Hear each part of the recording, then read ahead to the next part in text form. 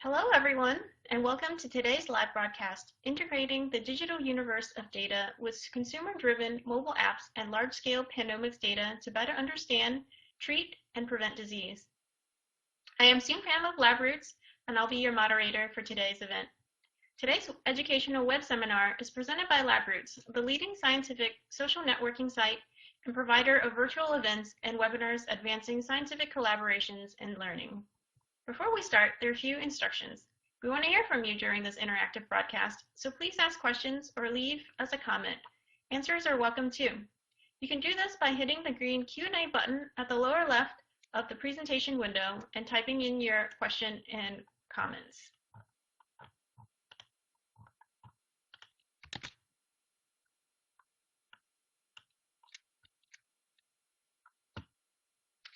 We'll try to answer as many questions as we can, and we'll follow up today with you if you don't have time. Do you want a better look? You can enlarge the slide window by clicking on the screen icon in the lower right-hand corner of the slide window. If you can't hear this presentation properly, let us know by clicking on the support button at the top right, or use the Q&A button. We'll make sure to resolve any issues. This is an educational web seminar and thus provides free continuing education credits. After the webinar is over, please click on the CE button located at the bottom left-hand corner of your web page and follow the process of obtaining your credits. Now let's get to today's speaker. We're proud to present Dr. Eric Schadt. Eric Schadt is PhD and Director of the Icahn Institute for Genomics and Multiscale Biology, Chair of the Department of Genetics and Genomic Sciences, and the Gene C. and James W. Crystal Professor of Genomics at the Icahn School of Medicine at Mount Sinai. Dr. Schadt is an expert in the generation and integration of very large-scale sequence variation, molecular profiling, and clinical data in disease populations for constructing molecular networks that define disease states and link molecular biology to physiology. He is known for calling a shift in molecular biology toward a network-oriented view of living systems to complement the reductionist single-gene approaches that currently dominate biology in order to accurately model the complexity of biological systems. He has published more than 200 peer-reviewed papers in leading scientific journals and contributed to a number of discoveries leading to the genetic basis of common diseases such as diabetes, obesity, and Alzheimer's disease. I will now turn it over to Dr. Schadt for his presentation. For joining. So I'm going to talk today about some of the work I'm doing at Mount Sinai on how do we leverage sort of this consumer health revolution and all the large-scale panomic data to better understand disease.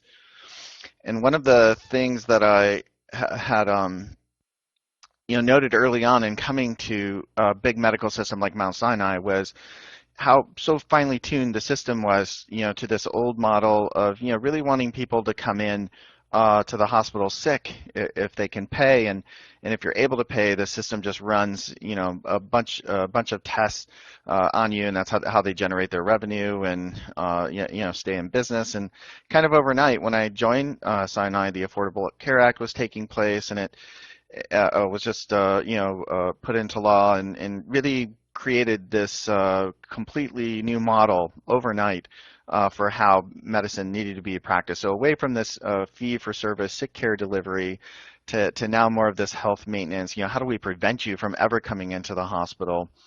And one of the things that's problematic about those sorts of transformations, those almost a revolution, is especially in a big medical system like a Mount Sinai, are orthodoxies. So orthodoxies are these long-held core beliefs that are no longer true or applicable in the current landscape, but they get adhered to in any case just from historical sort of inertia perspective, and these orthodoxies can stifle creativity and innovation. So as you're thinking about how to transform a big medical system to meet this fundamental flip from fee-for-service sick care delivery to health maintenance, you're gonna run into these orthodoxies. And of course, it's not specific either to big medical systems like Mount Sinai.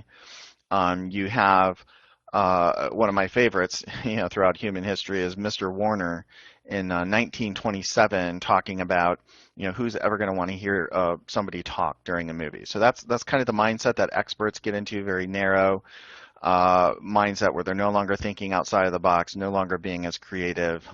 So we need to be able to disrupt that, that sort of mindset. And one way that gets disrupted, and we've certainly seen this in medicine and biological research in general, is through technology. Obviously, we've been, in the midst of a really an amazing, revolution on the technology side, from the Internet of Things to next generation sequencing to big data analytics to cloud-based computing and management of your life and so on. These sorts of technologies coming into play to transform how we can acquire data, how we can assess somebody's individual wellness. And a few of my favorites are this particular product, sort of this handheld spectrometer where you're, if you want to understand what you're eating, you're no longer having to keep the diary. You can point the handheld spectrometer at what you're eating and get the chemical decomposition, which I think is very cool.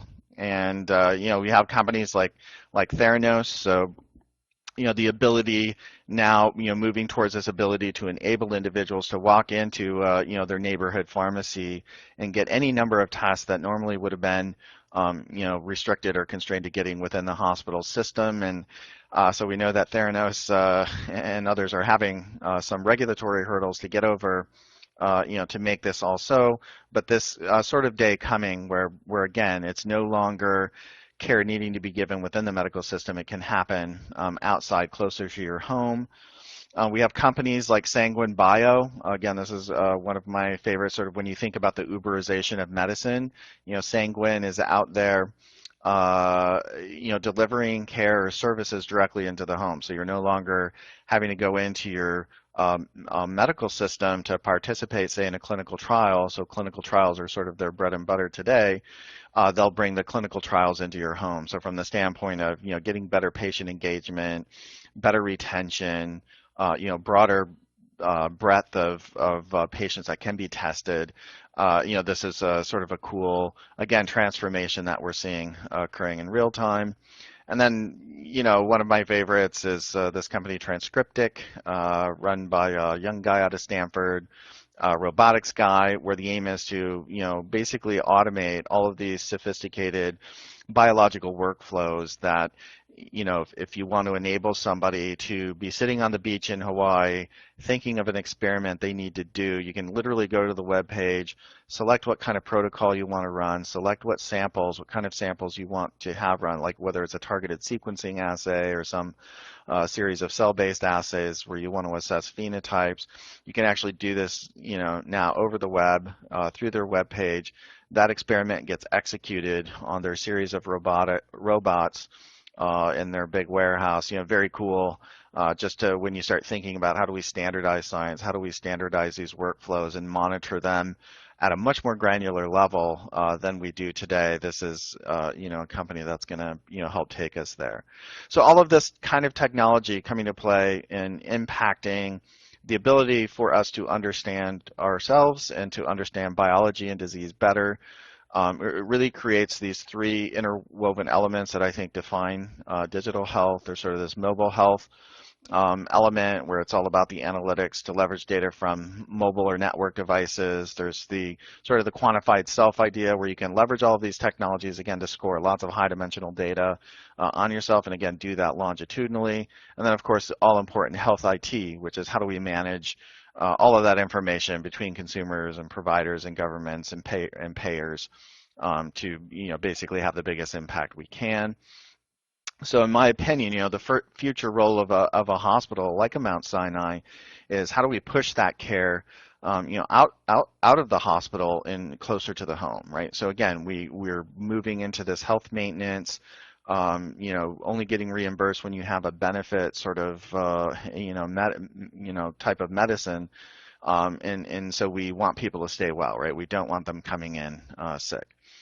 And so I sort of view this, some of the analogs on what I see the future of medical systems would be, think about the largest car company in the world today. So that would be Uber. and they own no cars, right? The largest hotel chain in the world today, Airbnb, and they own no hotels. So in my view, the medical system, the largest medical systems in the future are going to own no hospitals, right? They're going to be managing patient care, assessing a patient's condition or a well individual's condition through, again, leveraging the technologies. That data that's acquired on you is going to be crunched on big supercomputers using advanced analytics. And instead of the doctors, instead of going into the doctor's office to figure out what's going on with you, and he's holding the stethoscope on you, it's going to be, a NASA-style command and control center that's basically helping assess your conditions in real time and preventing you from sliding into catastrophic disease states. So intervening before you're, having to show up in the emergency room from some catastrophic event. And so the types of apps we've been developing towards this end are geared towards, how can we, basically improve patient wellness, better manage conditions that are obviously happening outside the medical center, and potentially intervene, before a patient slides into such a catastrophic state that they require, hospitalization. So while there are, literally tens of thousands of apps out available on the web today that relate to health, so why are we thinking we can do any different or better than all the myriad of apps being made available? And it's really the focus on leveraging technology and having a more clinically oriented, validated context in which to use these apps. So our studies are all centered around, when we're designing these apps, like are we reducing disease-related distress in the individuals who use the app? Are we decreasing hospital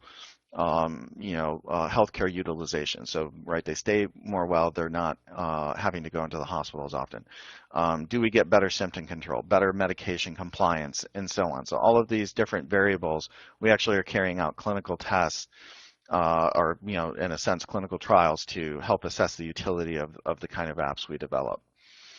So that's one key for differentiating from the big myriad of apps that are out there. The other is, we want to, again, use these apps to acquire lots of data around individuals and to manage that information, compute on it, do the appropriate analytics that we can then feed back to the patients or to the health system regarding their wellness. So we, investing in the type of web scalable infrastructure you need to, to play that game is something we've gone at great lengths to do. And, so bringing on board guys like a Jeff Hammerbacher, who, is the founding chief data scientist of Facebook, and then founded Cloudera, which is how do we bring Hadoop-style computing to the masses, but now here at Sinai helping us, play that web scalable architecture game here. And then, of course, we needed the right kind of partners in, developing the kinds of apps we were interested in to help, better manage patient chronic disease conditions and better manage individuals' wellness. And as we know, as scientists, we're not, maybe so in tune with, what's the best way to engage a consumer and the use of, this type of digital media. So we partnered with groups like Apple. We were among the first institutions to build applications on top of HealthKit and ResearchKit, and then leveraging digital agencies like LifeMap Solutions, who's our key partner in developing these mobile health apps, and NY Media Labs, again, just experts at user interface, user experience, product design, and so on. So one of the first apps we made was for managing chronic disease conditions around asthma and COPD. So in this app, again, the hope here is that we can better engage a patient in their conditions, aggregate more information around them, better understand their condition, and that's ultimately going to benefit the individual through better, they'll be more well, have less severe disease, better control of their disease, and so on. So what do we get with the asthma health app? What do we solve that we thought was pretty useful from the standpoint of doing research in this way? So first of all, we were able to solve with Apple electronic consenting. So the app allows individuals to electronically consent into IRB-approved research, to share their data that's aggregated around them, to consent to having data collected on them, and so on. And all of that's done electronically. And why that matters is we want to be able to scale this to really big numbers, right? We don't want to do the traditional research study where we have 400 or 500 patients collected over a couple of years. We want to get to the millions of individuals. So with the Asthma Health app, we had that app online for a couple of weeks. Roughly 50,000 people downloaded that app from the App Store, and of those 50,000, on the order of 9,000 made it through the consenting process to enroll in an IRB approved study for asthma. And that happened in a couple of weeks. So in a couple of weeks' time, for the cost of developing the app, we, growth hacked up one of the largest asthma cohorts in the U.S. And then what are we doing with that? So we're not only aggregating lots of information on those individuals, but we're feeding that information back to them. So this is just one of the infographics that we have just to show you the sheer scale of data we're collecting on this. And let me see if I can use some of my little tools here to point some things out. So first of all, you see here, this wheel is, we got individuals enrolled in that app from all 50 states. So again, think of traditional PI, you're at an academic medical center or some research institution, you're wanting to do one of these studies, you have to hire a clinical coordinator, you're only getting patients that are within your geographic locale, whereas with these apps, we're able to cast a net over the entire US, and we just announced yesterday with Apple that we now have this app running in the UK and Ireland, and soon will be in China. So we can cast a much broader net. We get a handle on all the different types of medications that are being used by these individuals, both maintenance medication as well as acute treatment medication. We get all of the types of exacerbations, the frequency of exacerbations, the asthma attacks, the cause of those asthma attacks, and so on. So it's just a tremendous amount of information that way better assesses the individual's condition longitudinally than you would get from a 10-minute visit in a doctor's office. So again, we think very transformational. And again, you're able to provide this information back to the user, right? You're giving the user of the app all of this feedback around their condition. How active are they being? How many times have they puffed on their inhaler? How many exacerbations have they had, and what are the causes of those exacerbations, and do they correlate with increased pollen counts and pollution levels and temperature and so on? In fact, one of the first trends we noted in this app was the wildfires in Washington State back in last summer, and seeing a correlation between the increased pollution levels resulting from those wildfires and increased reporting of asthma attacks in Washington State as a result. So very cool on sort of real-time monitoring of environmental impact on disease conditions. So again, we want to collect all this information on individuals to better understand their condition. The apps we have coming as a phase 2 will collect, in addition to all of the app-related data, we'll be able to consent you to pull down your medical EMR data. We'll be able to collect DNA and run assays on the DNA and so on. Today we have a biobank at Mount Sinai where we've done this in 35,000 individuals.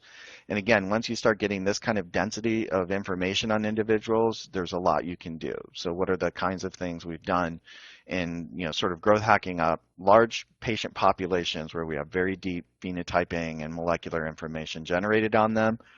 Here's one of the papers Joel Dudley's group and my institute had out in Science Translational Medicine, where they leveraged that 35,000 person biobank, looked at hundreds of features from that biobank that related to type 2 diabetes. Then they clustered the type 2 diabetes population using a topological data analysis algorithm from IOSD. So this plot here is from the IOSD software. Very cool. If you've not seen that before, it's a good data mining tool. So you can see the groups broke out in 3 different subtypes. Again, so this is clustering the type 2 diabetics in that population across hundreds of features. And the interesting thing about these different subgroups were they were enriched for very different comorbidities of the disease. So for example, if you're in the subtype 1 group, you're much more likely to suffer from blindness or vision defects. Versus if you're subtype 2, you're more likely to suffer from sort of an immune deficient phenotype, greater risk of infections and cancer. And then subtype 3 is more of a common run-of-the-mill metabolic syndrome phenotype. So pretty cool. Like, that's of interest, right? To payers, to population health managers, your ability to risk stratify into different groups and assign different types of resources to those groups to prevent comorbidities. Again, one of the great potentials, I think, in the future. Another example is, so remember, we're collecting DNA on these individuals, we're sequencing those at high impact genes. So now we can think about doing special kinds of searches, not just in the sense of disease, but in the sense of how can we identify individuals who can tune us into therapeutics that can treat whole disease groups. So we have this idea of the Resilience Project. I published on this in Science last year with Stephen Friend at Sage Bionetworks, where the idea is, can we identify individuals who harbor highly penetrant, deleterious mutations that should have caused catastrophic illness in childhood, but they're in their 40s and 50s and have never manifested those diseases, right? So those are pretty special individuals that, however they're buffering the disease, is a therapeutic. So think of examples like PCSK9 for heart disease or CCR5 for HIV infection. But this is a more systematic search over a broader set of diseases. And if we can identify these resilient individuals, they're sort of a pharmacologic proof of concept that nature's provided us to figure out how to better treat disease. So we have a paper in press, should be out any day now, where we did this kind of search retrospectively on 600,000 genomes. So again, the search was, medical textbook says if you have this mutation, you have this disease. So 100% penetrant, deleterious mutation. So think of things like cystic fibrosis and Tay-Sachs. And so medical textbook says you should have had this bad disease in your childhood, but you're in your 40s and 50s, and we found you, and you don't have that. So we searched 600,000 genomes in that way and identified 13 individuals spanning 8 different diseases who are resilient to this catastrophic illnesses, and those included a couple of like cystic fibrosis cases. So again, once we have those individuals, now we can think about decoding them, understanding how they buffered the disease. So now we want to, even go further beyond the genetics and just the classification and go into how can we mechanistically understand what's going on with disease and come up with better ways of both understanding for diagnosis and treatment.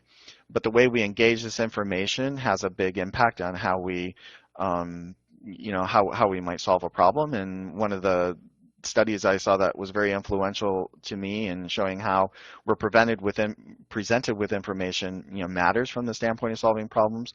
2 groups, right, were given a problem to solve. It was affix the candle to the wall, light the candle without wax dripping on the wall or the table.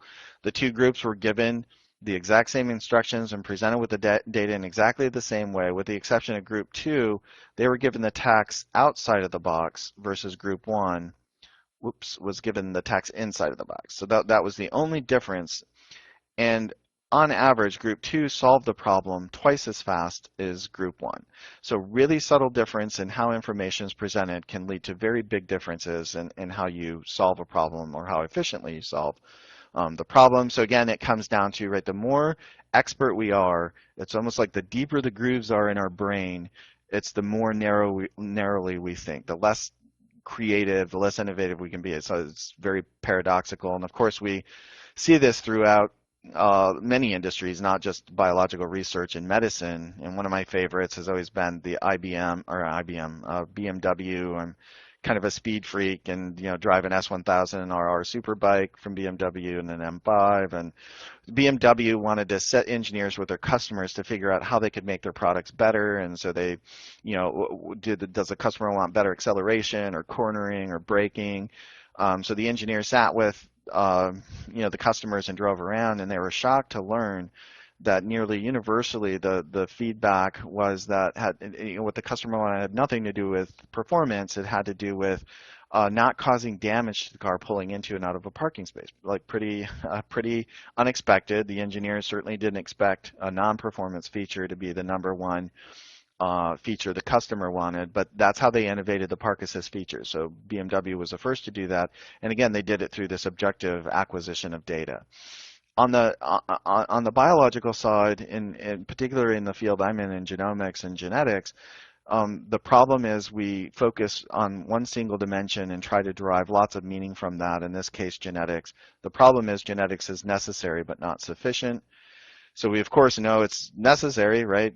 Genetics ultimately, fundamentally decides whether you're, going to be a frog or a human. More subtle variation speaks to your risk of different types of diseases, or more subtle phenotypic variation in a population. But we know that's not sufficient because simply understanding what a disease-causing gene is doesn't necessarily lead to an understanding of that disease. So one of the easy examples is Huntington's disease. We've known that disease gene for 30 years, Mendelian disorder, yet 30 years later, after discovering that gene and lots of research, we still don't know how that gene causes Huntington's, how that disease progresses, how do we prevent it, how do we treat it, how do we cure it. So, right, we got knowledge from that, but not understanding. And I like to think of it in terms of, genetics looking at averages and populations and how individuals respond to a given allele or a mutation. And I like to equate that to, can you understand human biology, the disease biology, by looking at averages? And I'll equate it to your ability to look at this video clip that's playing, so a Nike commercial. And what you see in the commercial are lots of activities happening, lots of objects all occurring in synchrony and flowing together, and your mind's doing an amazing job of looking at all of that information and assessing what's going on, and then making a determination about the intent.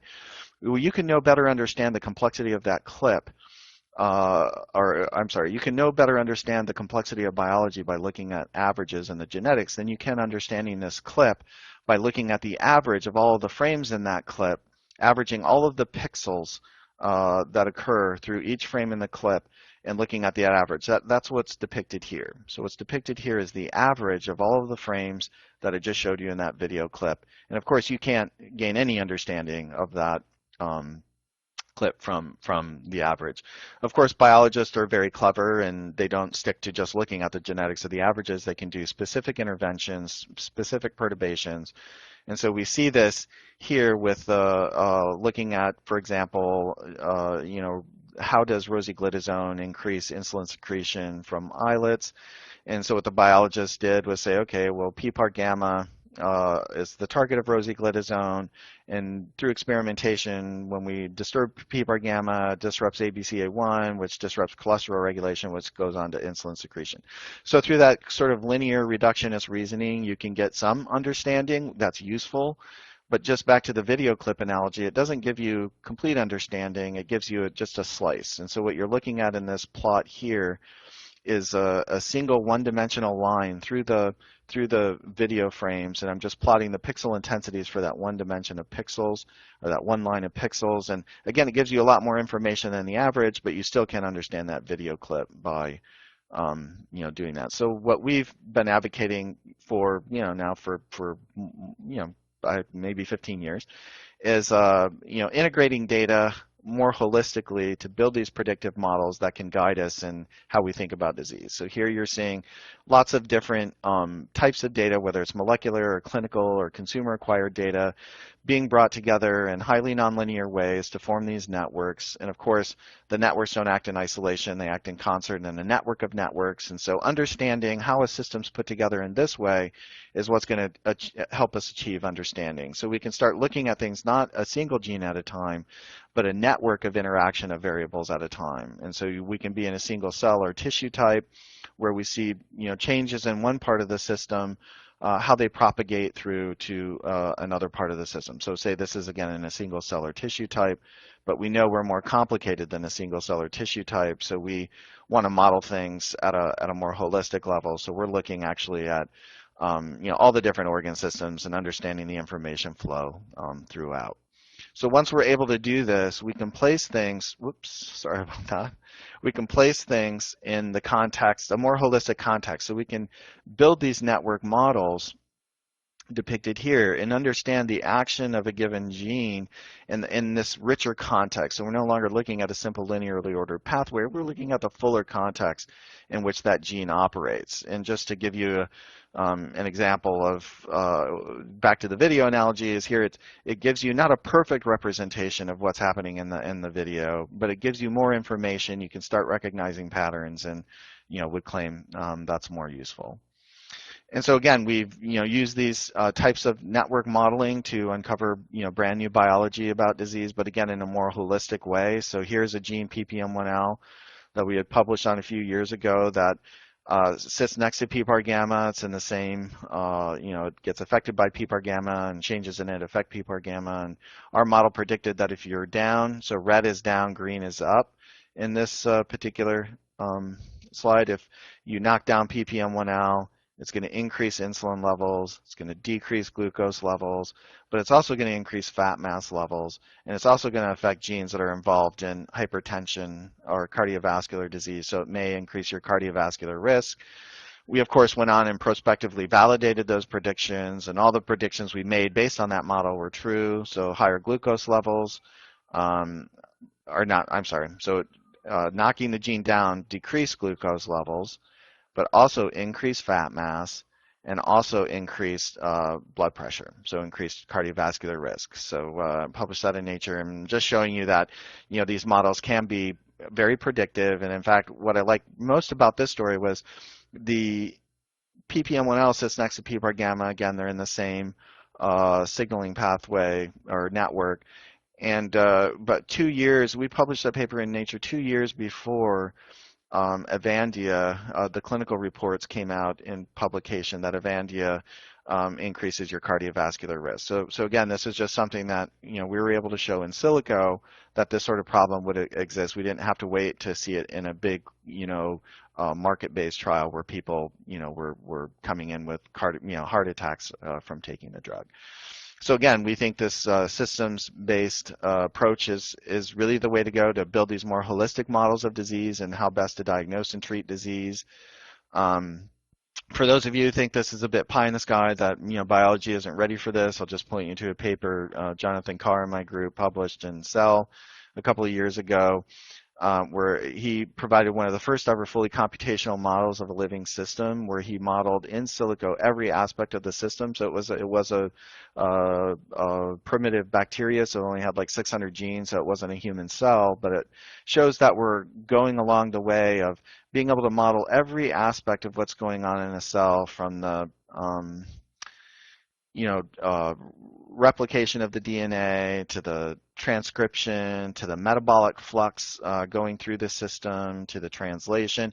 Like, all of these processes can now be modeled in what Jonathan showed in his paper, and this is the only animation that's not going to play, but we don't really need it. He showed, just showing in this graph, what each one of these lines indicates a different cell being simulated in the computer, and the x-axis is time and the y-axis is growth and ultimately division of the cell. So if the animation was playing, you should see this cell growing and ultimately dividing.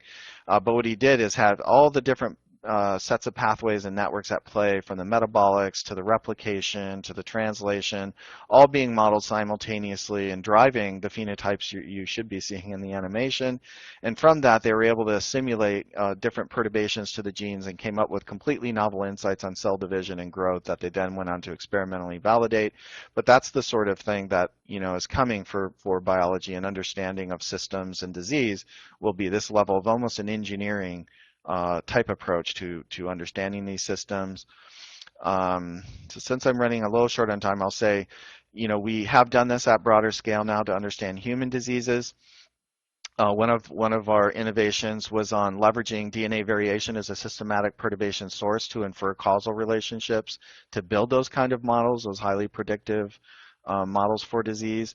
So again, just the idea of Mendelian randomization done on a systematic scale came out of this paper we had in 2003, 2004, where we demonstrated you could leverage DNA variation just like you could in a clinical trial, the randomization of an individual to a placebo arm or a treatment arm in a clinical trial.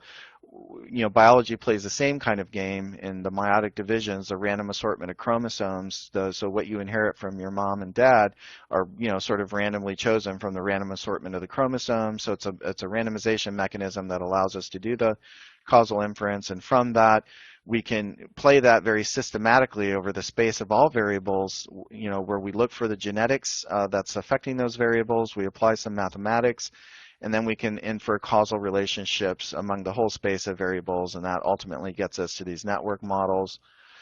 And just to close in the next few minutes, we have applied this to a great number of diseases.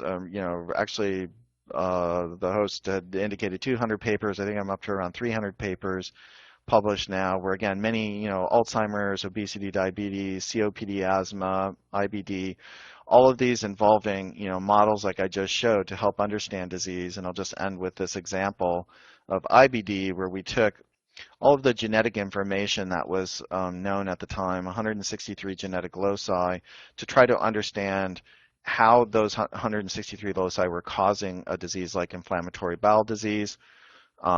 So what we do is we project that data onto a bunch of different network models, and we search for network models that are coherent with respect to the genes that we're interested in. So in this network, we found that this particular subnetwork was very enriched, fivefold enriched for genes that harbor variation that cause IBD in the population. So those 163 IBD loci were very enriched in this part of the network. So what this network represents, the pink and the yellow nodes are, so think of them as gene expression traits, DNA loci that affect those gene expression traits are clinical variables, or they could be clinical variables, and then the blue and the pink or red edges are the causal links that we infer from the data, right? So then once we have this subnetwork identified, that helps explain all of those genes that are causal for IBD, we can start, drilling in and looking at how those genes are stuck together and what are the genes that actually modulate the state of this disease-causing network. So again, just as Jonathan Carr did in silica, modeling the bacteria in silica, we can do the same thing here, and we can perturb each gene in that IBD-focused network and then predict how does the network respond to that perturbation. And every now and then, we're going to encounter a gene, such as this one, that lights up the entire network, right? It alters the entire state of the network. We call that a master regulator or key driver gene. And those are particularly important because they play a more important role in disease. So from a therapeutic intervention standpoint, those are things we want to be focused on. And so here's the IBD network that I was just showing, but now I've broken it out by structure. And so the bigger nodes here, these are the key driver genes that I was talking about that are more central to the modulation of the network. These genes are more proximal to the key driver genes, and these guys are more downstream. Your purple edge if the key regulator is upregulating you, your green if it's downregulating you. And the importance of this structure is that these key driver genes are 20 times more likely to harbor variants that cause IBD in the human population. So they play a much more critical role in the disease than just a random gene chosen from that network. So we focus a lot on those. And what does that do for us? That gives us the ability to make these maps to try to figure out how can we better treat such diseases. So now what you're looking at here is a map of the network that I was just showing you for IBD, the blue nodes. But now we've hooked it up to all marketed drug and natural products. That's what the green nodes are. The green nodes are connected to the blue nodes if they're known or predicted to interact with the coding products of those nodes. The purple-pink nodes are disease traits, so disease-associated traits that are known or predicted to respond to changes in these nodes or network state. So you can see that this is a much more complicated dynamic going on. It's not going to be a single gene or a single drug that alters that network in the right way that has systematic benefit to all the different disease traits that are associated with that network. That it's going to have to be a combination of things hitting that network in order to have that kind of a role. And so we do this kind of systematic screening.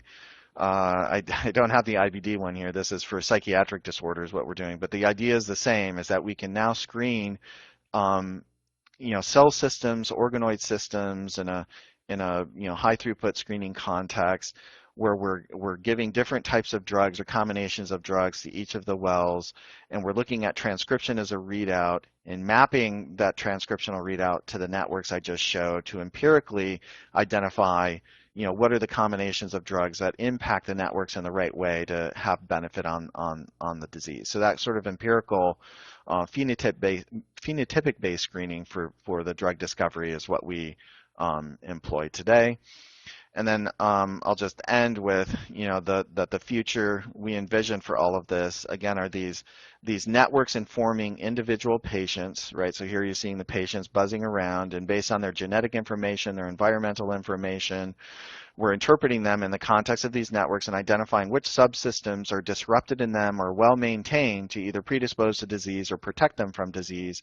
And once we have these subsystems identified, using the mapping strategy I just talked about, we can match those patients to the right type of intervention. So whether it's a small molecule or a change in your behavior, diet, or exercise, what is it that can help, keep you on the trajectory you're on if it's a well trajectory, or bounce you off that trajectory if it's a disease predisposing or you're in a disease state, how to get you out of that disease state. So this is the type of guidance that we see coming, maybe in a 5 to 10 year time frame before we start seeing that in play in some disease areas, but that's the goal we're shooting for.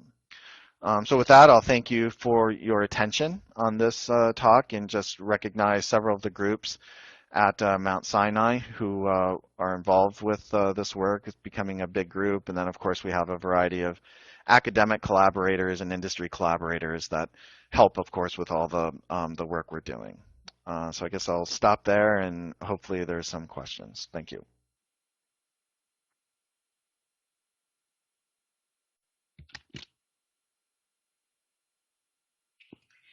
That was an excellent presentation, Eric. Thank you for bringing that information to us. Before we get started on the question and answer session, here's a quick reminder about how to reach us today. Questions can be sent via the green Q&A button at the lower left of your presentation window. We'll get to as many questions as we can. Our first question comes from Beth at UCSF. Beth asks, how does this idea of moving health monitoring and so forth closer to home translate to improving care for underserved populations and countries? Underserved, sorry.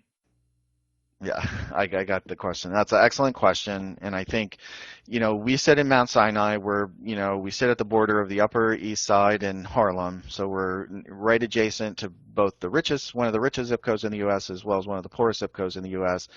And of course, we're a community-based hospital system. We serve one of the most underserved populations in the U.S. And so, reaching to them, getting to those individuals is a top priority. So while we initially had our app on the iPhone. The iPhone, it's more expensive, so it's a little more exclusive, so they're not as prevalent in underserved populations.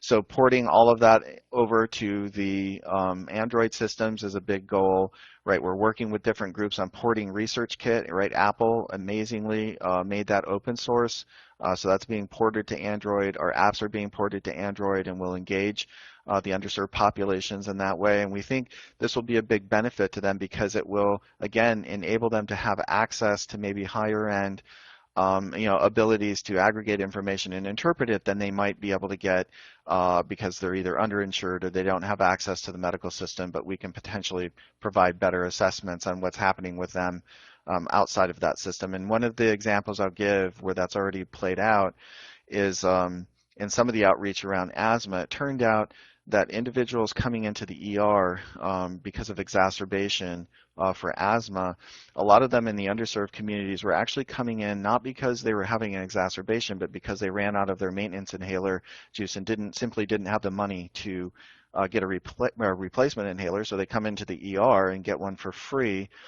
So now if we can better monitor those individuals through the apps on their Android phone and assess when they're out of inhaler, fire a prescription to the local CVS where they can pick that up for free, that both helps them more convenient to get their medication, and it saves the health system a $1,500 ER visit. So those are the kinds of impacts we hope to have in the future.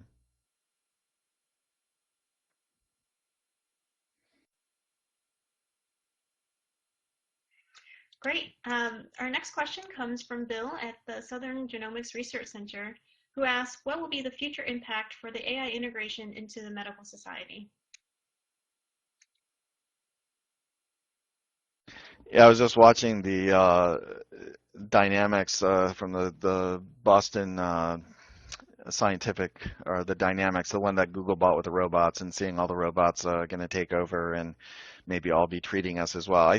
I think though AI is going to play a really fundamental role in the kind of decision support systems that can be manifested through the apps to give better guidance to the patient. So today, a lot of what we're doing sort of needs to have either a physician intermediary or like a genetic counselor for the testing. They have to be involved in the use of some parts of the apps for conveying medical information or information around you.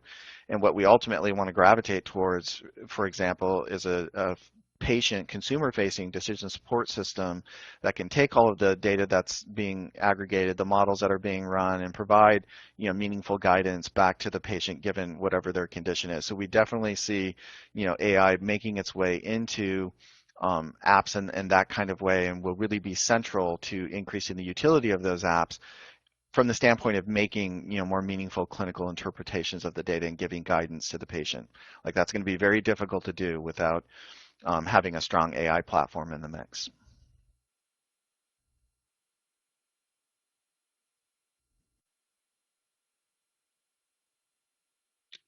That's very interesting. We have another question from Jeanette at Indiana University who asks, how do you move from managing chronic disease to preventing chronic disease, especially a chronic disease with large environmental behavior components like overeating, not enough exercise, or smoking, etc.? Yeah, like love it. And I think the what we all really want to be focused on again is wellness. Like how do we so we want to help the chronic, those with chronic diseases, they need help. But what we really want to do is get to people earlier before they slide into those chronic disease conditions and help prevent those. And I think there's a couple of ways we see that happening. First of all, I think the apps, as sensors around us that we can have on our person become more integrated with like our clothing, so you no longer have to conscientiously like buy a jawbone up monitoring device for your wrist. It's just worked into your clothing. The environmental sensors, like as a, those things are on a Moore's law curve. They're going from recreation grade to research grade to clinical grade at a really rapid pace. So that more passive monitoring of what's happening where the user doesn't have to be actively engaged, so you can better assess what's going on in their environment and on them or within them. So super key. So we think the passive collection of data, better sensors, more research clinical grade are going to better enhance our ability to monitor what's happening in an individual. And then again, the ability, why I think we need the next Steve Jobs, of health, is what are the right interfaces to engage individuals in the use of that information, ways to incent them to pay attention, to, modify their behaviors. Like I view that as one of the holy grails of, of this kind of game. So I think we need to, be including those guys from Silicon Valley that know how to growth hack up into the hundreds of millions of users, know how to get people is consistently coming back and paying attention to whatever their product is. Like that's the kind of thinking we need in these mobile health apps to, to really make a difference. And I think the algorithms and the guidance have to be good enough, to where those using the apps perceive a benefit, right? If they perceive a benefit, they see their life getting better, they feel more well, or whatever the case is, then they're going to be more likely to, keep coming back, to whatever the app is.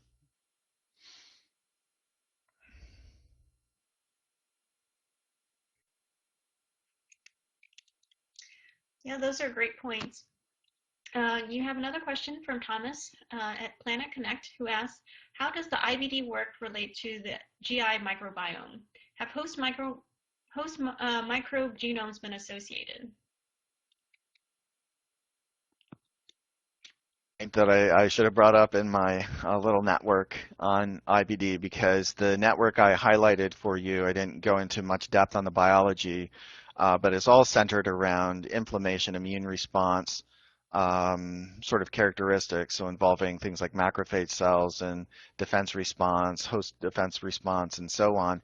And so it's squarely in the host microbiome interface. So also all that whole network is really defining the response of the host network in the intestine to the microbiome and shifts in the microbiome that could cause catastrophic problems with respect to inflammation in the gut. So it's front and center. In fact, the study I have going with Janssen Pharmaceuticals from J&J, where we're looking at thousands of individuals, we've biopsied their intestine, we're RNA sequencing different biopsied from IBD patients and controls, and we're also looking at their microbiome, the gut microbiome, and attempting to more directly link what's functionally going on in the microbiome with what's functionally going on in the intestine. But it's really one of the most central elements, I think, to our understanding of IBD, and the microbiome is front and center.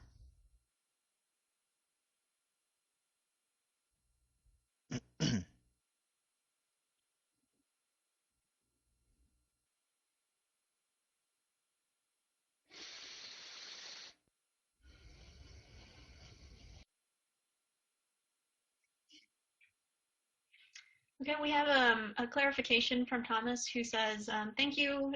He meant from the population shared data point of view. And he clarifies that he asks, will mobile devices lead to social media connections? Yeah, maybe.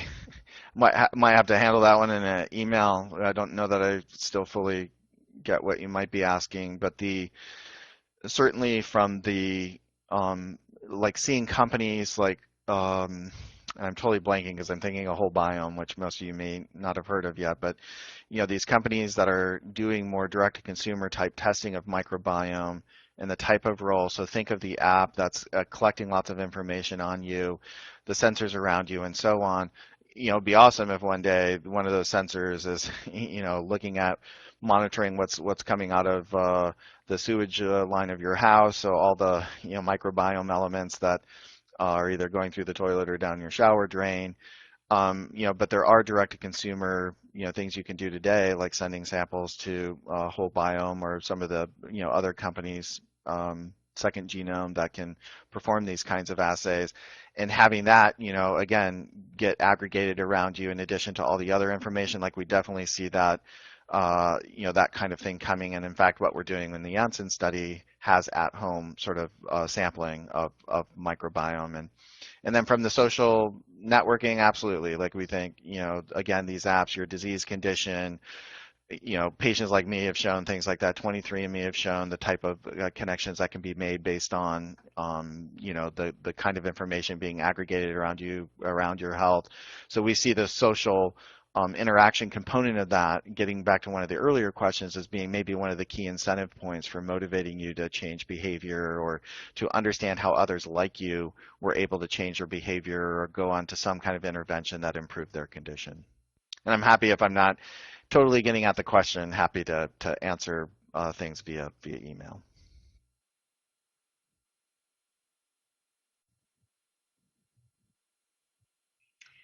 Okay, if there are no more questions, I would like to once again thank Dr. Eric Schadt for his presentation. That was really terrific. Do you have any final comments?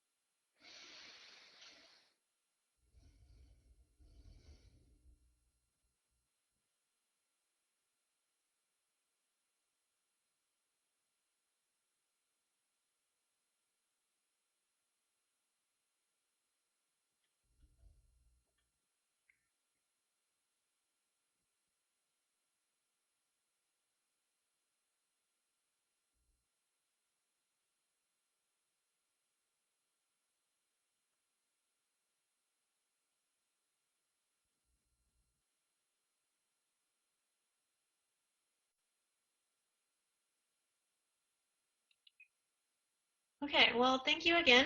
And I'd like to remind everyone that today's live webcast will be available for on-demand viewing through August of 2016.